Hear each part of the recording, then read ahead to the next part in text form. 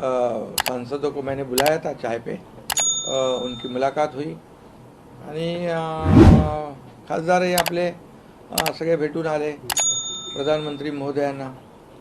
शेवटी काय त्यांना आपल्या खासदारांना देखील आपला विकास त्यांच्या मतदारसंघामध्ये करायचा आहे. त्यामुळे राज्य आणि केंद्र सरकारचा पाठबळ पाहिजेच आणि त्यामुळे हे भेटही त्यांची चांगली झाली खासदारांची. नवीन खासदारांच्या संदर्भात काही चर्चा झाली का? नवीन खासदार आता एनडीएत आता नवीन आणि जुने सगळे एकत्र झाले आणि एनडीएची ताकद वाढली, प्रधानमंत्री मोदीजींची ताकद वाढली.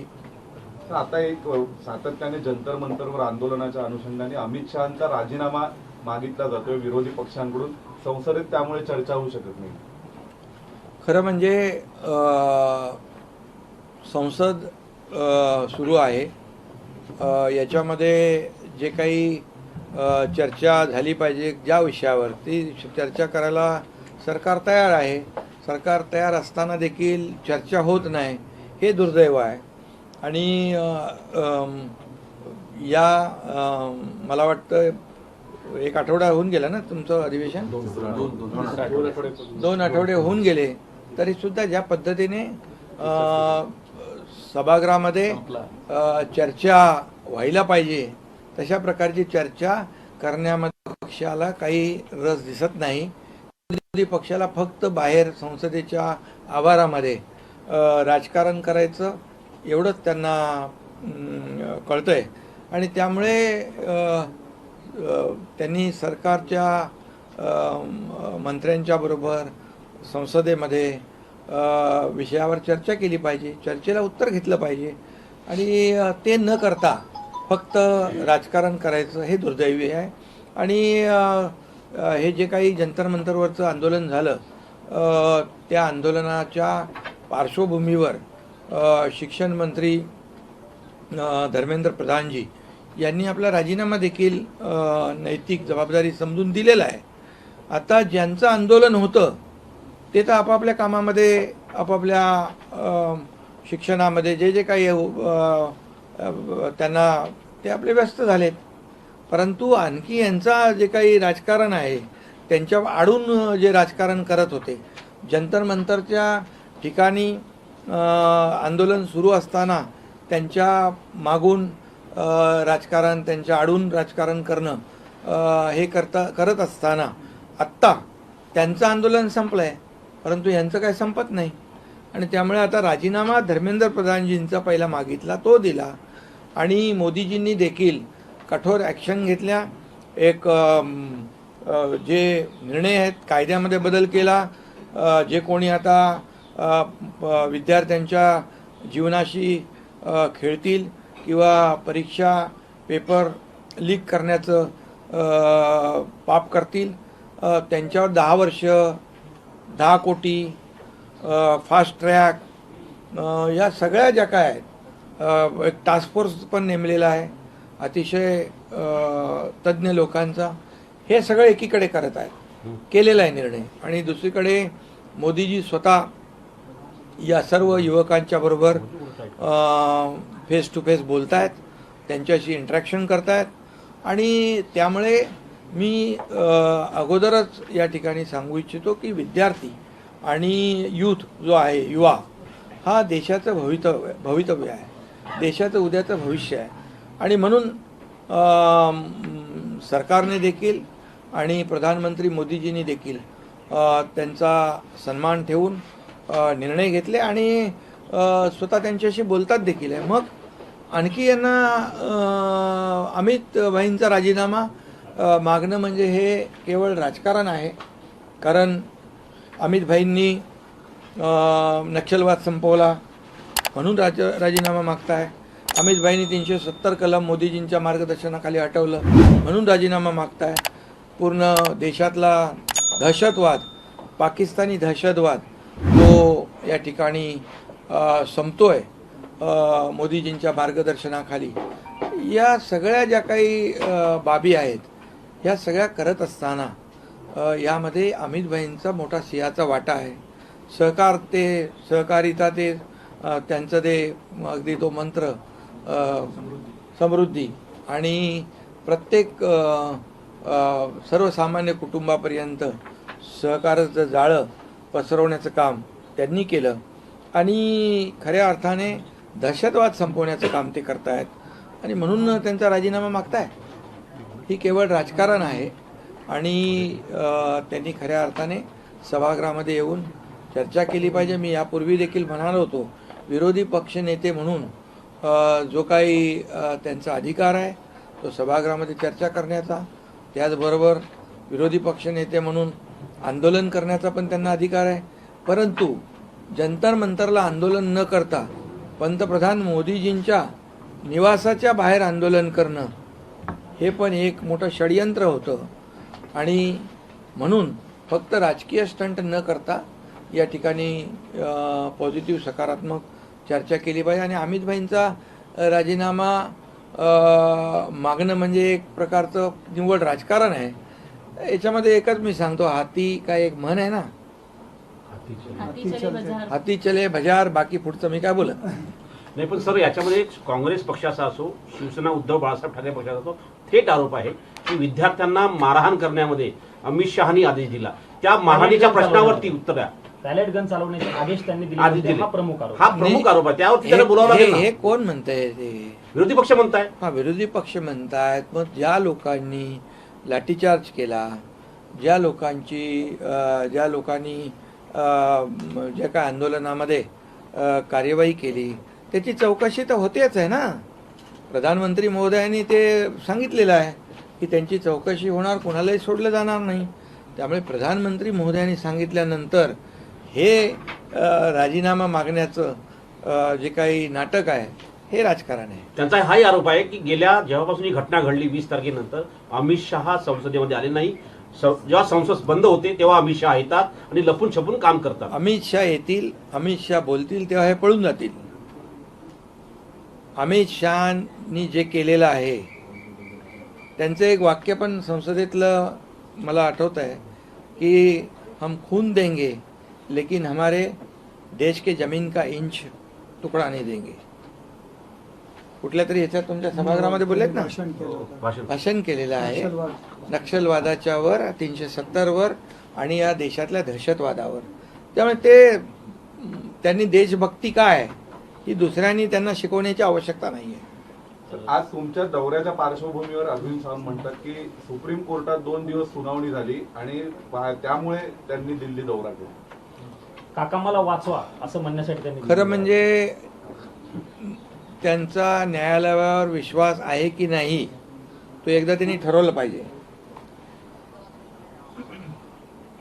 यापूर्वी देखील जेव्हा सुनावण्या होत होत्या तेव्हा देखील पेढे वाटत होते. ते हे सरकार घटनाबाह्य आहे, हा मुख्यमंत्री घटनाबाह्य आहे. परंतु आम्ही सरकार जे स्थापन केलं होतं ते पूर्ण संविधानाचा आदर आणि सगळं नियम पाळून, कायदे पाळून सरकार आम्ही स्थापन केलं होतं. आणि हे चंद्रचूड साहेबांच्या जजमेंटमध्ये देखील हे स्पष्टपणे त्यांनी केलेलं आहे की हे सरकार बेकायदेशीर नाही, घटनाबाह्य नाही. त्यामुळे जी कॅसेट ते अगोदर वाजवत होते तीच पुन्हा परत वाजवत आहेत. आणि त्यामुळे मी आपल्याला सांगतो की आमचं सरकार फुलप्रूफ होतं. ते सरकारचा टेन्युअर संपला, आमदारकीचा टेन्युअर संपला. आता आमदारांचं डिस्क्वालिफिकेशन मागतायत. हे कुठल्या काय म्हणतात त्याला, मूर्खाचं नाही मी म्हणत, परंतु कुठल्या काळात वावरतायत. अरे, आणि दुसरी गोष्ट, आता शिवसेना, सिम्बॉल या सगळ्या गोष्टी न्याय प्रविष्ट आहेत.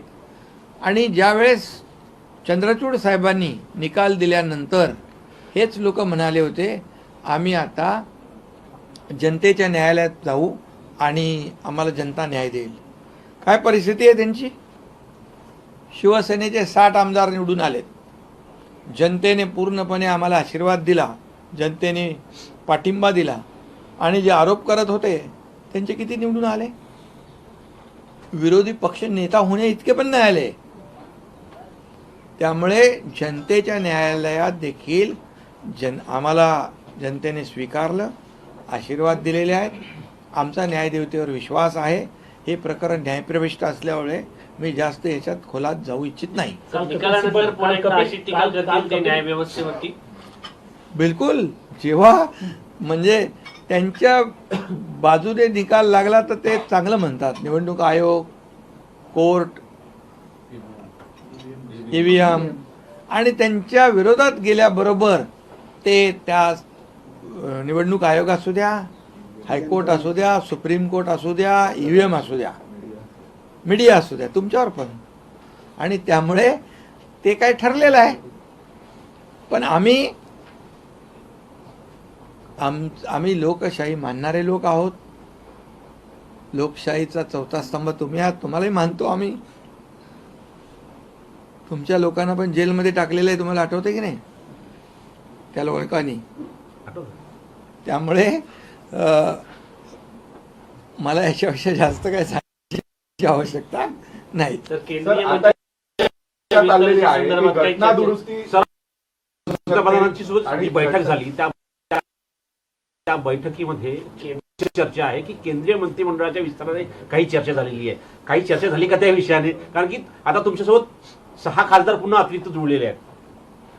बघा, आमची शिवसेना बाळासाहेबांची विचारधारा, आनंद दिघे साहेबांची विचारधारा घेऊन पुढे जाणारी आहे. त्यामुळे आमची युती ही वैचारिक युती आहे आणि आम्ही बार्गेनिंग करणारे लोक नाही आहोत. हे आम्हाला द्या, ते आम्हाला द्या, असं कधी आमची मागणी नसते, नसणार आहे. मोदीजी NDAचे प्रमुख आहेत. योग्य तो निर्णय घेण्याला ते सक्षम आहेत. त्यामुळे जो काही निर्णय घेतील तो देश हिताचा आणि NDAच्या हिताचा घेतील. सर, डिलिमिटेशन संदर्भात घटना दुरुस्ती होऊ शकते आणि यापूर्वी सुद्धा NDA सरकारने GSTची घटना दुरुस्ती केली होती 2/3 बहुमत नसताना. आता पण अशा स्वरूपाची घटना दुरुस्ती होऊ शकते असं वाटतंय. NDA कडे येतील 2/3 खासदार. खरं म्हणजे महिला आरक्षण हे एक महत्त्वाचं जे आरक्षण आणि विधेयक याला सगळ्यांनीच मान्यता दिली पाहिजे. कारण लाडक्या बहिणी ज्या आहेत त्यांच्याशी वाद घातला की महाराष्ट्रामध्ये 2024ला काय झालं आहे आपल्याला माहीत आहे. त्यामुळे महिला आरक्षण असेल आणि आता मतदारसंघ 24, 25 लाखाचे आहेत. त्यांचं भौगोलिक क्षेत्र तुमचं किती आहे? 27 लाखाचं तुमचं.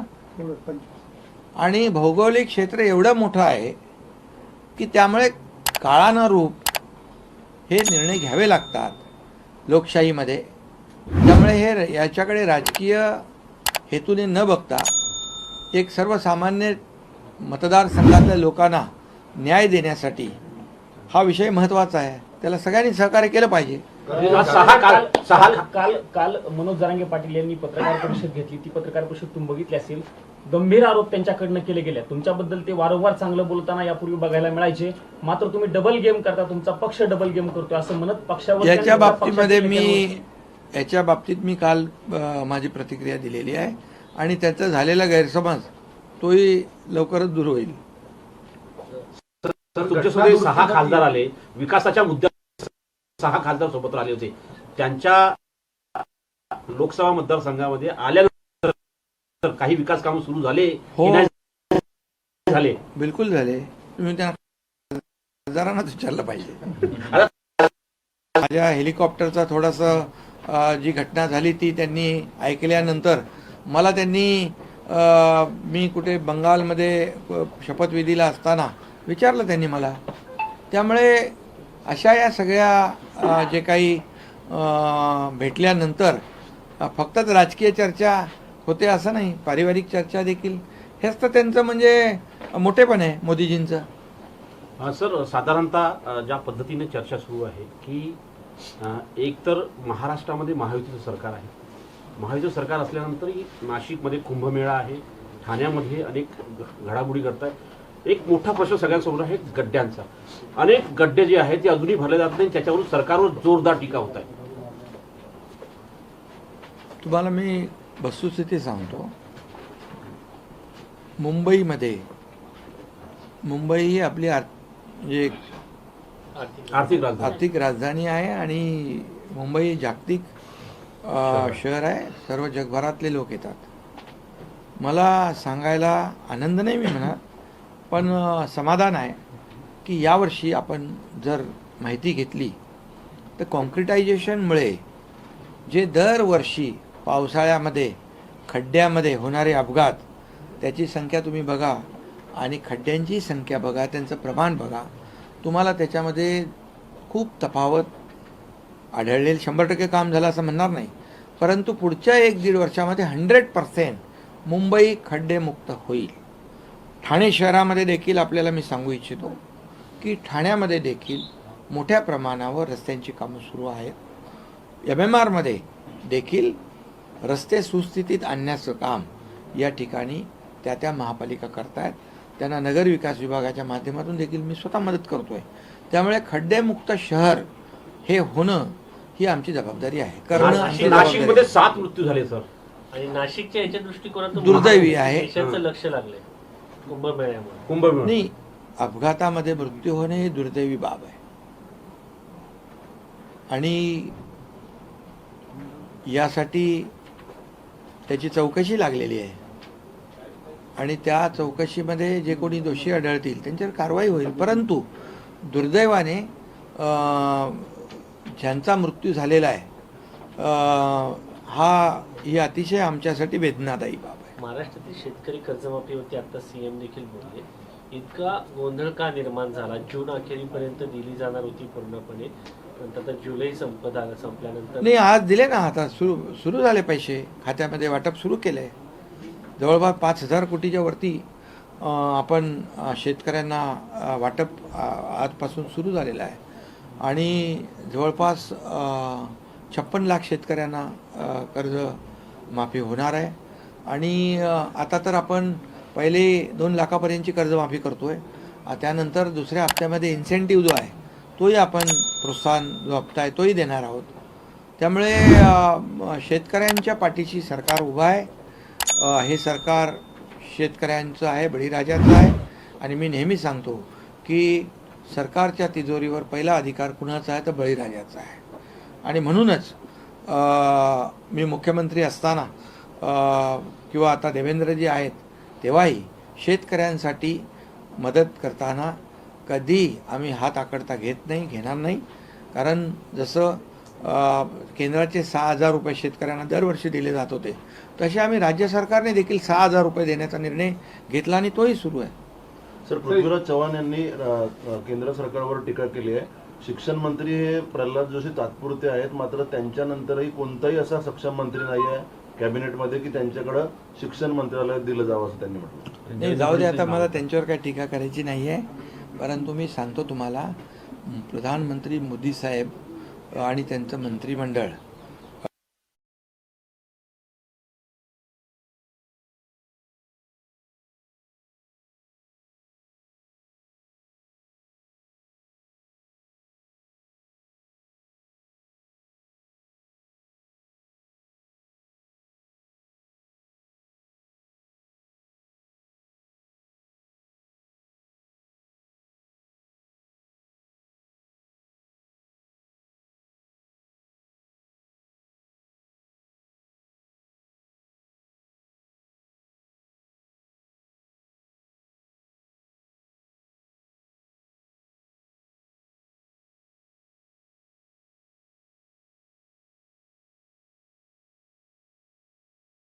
मंत्रालय दिलं जावं असं त्यांनी म्हटलं. नाही, जाऊ दे, आता मला त्यांच्यावर काही टीका करायची नाही आहे.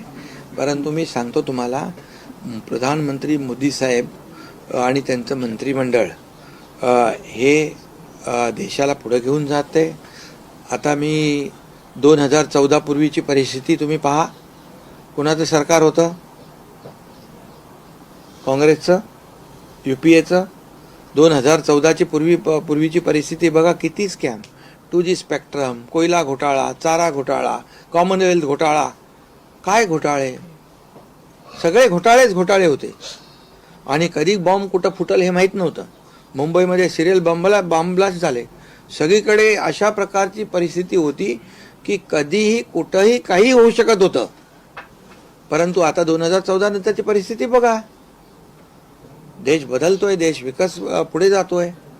आणि त्यामुळे मला वाटतं एवढंच पृथ्वीबाबांना ते समजदार आहेत. सर, हिंदी में जानना चाहेंगे, अमित शाह जी का इस्तीफा मांग रहे हैं अपोजिशन, चर्चा नहीं कर रहे, अमित शाह डर के मारे भाग गए, ऐसा कहे. देखिए, अमित भाई ये डरने वालों से नहीं है.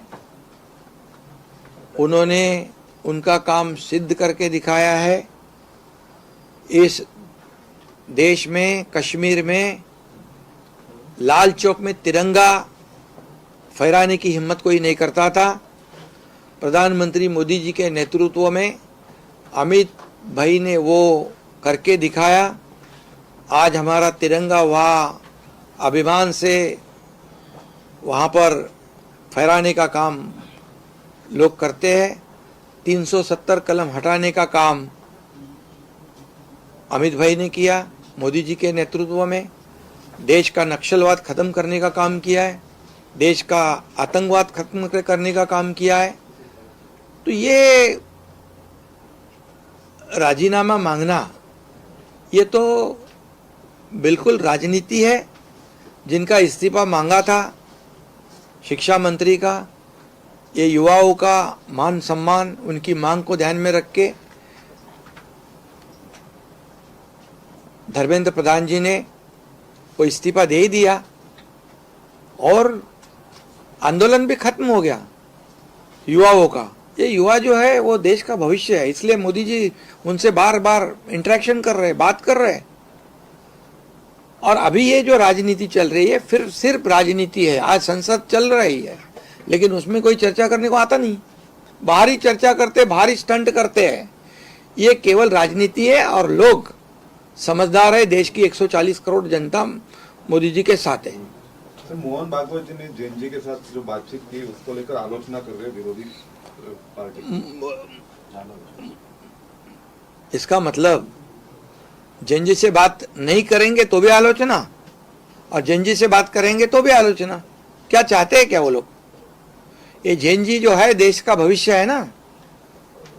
आज एक कंपैरिजन करो, लोग यूपीए सरकार ने ये जैन जी के लिए क्या किया और प्रधानमंत्री मोदी जी 2014 के बाद आए. ये जैन जी के लिए उन्होंने जो कई जो योजनाएं शुरू की वो देखो. और इसीलिए मोहन भागवत जी जो उनसे बात कर रहे, संवाद कर रहे, ये संवाद होना ही चाहिए. हर प्रॉब्लम का जो सॉल्यूशन जो है वो संवाद है, चर्चा है और चर्चा करनी चाहिए. अभी विपक्ष को सिर्फ राजनीति करनी है, इसलिए बोलते हैं जैन जी से बात करें, वो भी राजनीति.